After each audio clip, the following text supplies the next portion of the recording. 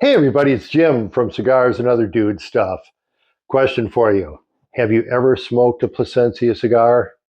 And if you said no to that, I'm going to disagree with you and tell you probably have, because the Plasencia family has their footprint in the cigar business all up and down the line. And it's an impressive story, and that's why I want to talk about the Plasencia Cigar Organization today.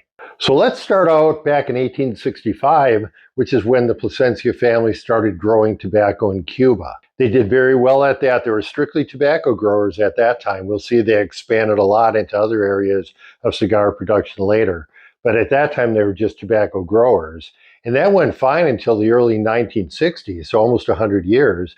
And then in came Castro and nationalized all the tobacco farms. The two fellows who were running the company at that time were Sixto and his son Nestor.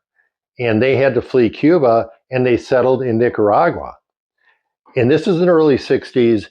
And they did well in Nicaragua, just growing tobacco. And they did that until 1979, when there's kind of a repeat of what happened in Cuba. The Sandinistas took control of the Nicaraguan government and nationalized all the farms. Basically, the Plasencias were relegated to just a real small tobacco rolling operation.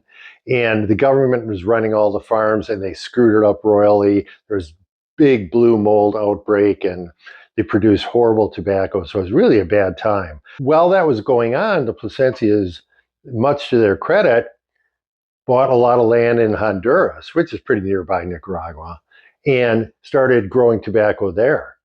And to this day, they still have a dual operation, Nicaragua farms and Honduras farms. One of the few companies that actually do that.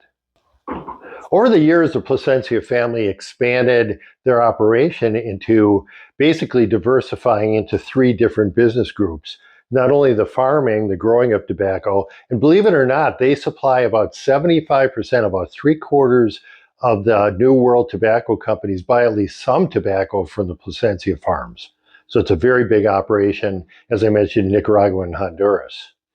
The second part of their operation is rolling for third parties, and they do that in Honduras as well as Nicaragua. Some of the companies that they produce cigars for are Rocky Patel. Most of the ones that are made in Honduras are made really by Plasencia. And Plasencia also produces cigars for Alec Bradley, notably the Black Market plus a few other ones as well. But other companies, Five Vegas, Villager, a lot of General Cigars. General Cigars actually owns about 20% of the Plasencia organization. Last year, Plasencia actually produced 45 million cigars. To give you some perspective on that, Padron puts out only about 3.5 million cigars a year. And Arturo Fuente puts out about 35 million that they produce. And Oliva produces about 40 million cigars a year. So they compare very, very favorably with those cigar giants. If you want to think about it in terms of business diversification, the third leg of the stool of a diversified tobacco company is making their own line of cigars. And that started out about 2000, so it's relatively new. Nestor Jr. became involved in the company, and he actually graduated with a degree in horticulture, specifically in tobacco growing. He really put a lot of science to work within their organization. And one of his first projects in the early 2000s was trying to develop organic tobacco. So in other words, not using pesticides and stuff like that, naturally grown organic tobacco.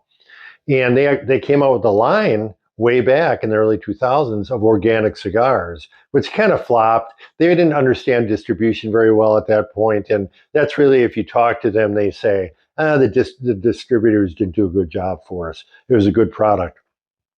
And that product actually resurfaced again in their current line, which we'll talk about in a few minutes. But the company really didn't come into its own in terms of its own line until the mid-2010s. And that's when they came out with the Alma Fuerte line, which means strong soul in Spanish. And that was really their first attempt at the mainstream cigar market. It was very, very successful, caught on very quickly. And they've since introduced a number of other cigars. The Alma Fuerte line really has two parts to it. The green label, which is a Colorado Claro wrapper on it, and then they have the black label, which is a Maduro. And both of those, it's kind of interesting. One highlight of their line, I think, is what's called the Sixto, named after one of the patriarchs of the family, as we named earlier. And the Sixto 1 and 2 are the green label and black label version of the Alma Fuerte. And they are 60 gauge by 6 inches, but they're rolled in a hexagon shape. And I did a review on the black label version, the Maduro version, a while back. Those are good cigars, but one thing we haven't mentioned is when it comes to price point, Plasencia is pretty high up on the ladder in terms of price point. So most of the cigars we talk about, the Alma Fuerte, they're 16 or 18 or 20 bucks, or even low 20s for some of them. They are not cheap cigars by any means, but they're very good cigars. Next, the company introduced the Alma Campo line, and that means soul of the country. And that's a gray label. They're billed as being medium-bodied cigars and come in a lot of the typical shapes, Robusto and Toro, that we'd expect to see in a cigar line. Those are priced at about in the mid to high teens as well. The third part of that Alma line is the Alma Fuego, which means soul of fire. So we got our theme going there. And anyway, that one has a red label on it. It's a little bit stronger, but it's billed as medium full. Next, I'm going to talk about the Reserva Original. And remember, we talked about the organic cigar project that Nestor Jr. started in the early 2000s, and it didn't really work out very well. He really refined the organic production of tobacco. And now I think about 15% of the tobacco that is produced by Plasencia is organic. The Reserva Original is the Plasencia cigar that was released in the early 2000s that really didn't do well. And that's our lowest price point cigar, about 10 or 12 bucks. And I've smoked a couple of those, and I really like those. They're surprisingly good cigars. The last one we're going to talk about is a Cosecha line, and that means harvest. And they have a 149 Cosecha, which celebrates the 149th harvest done by the Plasencia family since 1865. And then they have a 151st, which celebrates the 151st harvest since 1865. And those are a little bit higher in strength of body than the previous Plasencia cigars we talked about. Those are both full-bodied cigars. And interestingly enough, all the other Plasencia cigars we've talked about are produced in Nicaragua. The Cosecha series is produced in Honduras, and they are Honduran puros, which is pretty rare to have that. And that means that all the tobacco is produced and grown in Honduras, and they're rolled in Honduras. So all Plasencia cigars are a little bit on the high end of the price scale, but man, they have good quality cigars. I put them right up with the Padrones and the Davidoffs and so forth in terms of producing quality cigars.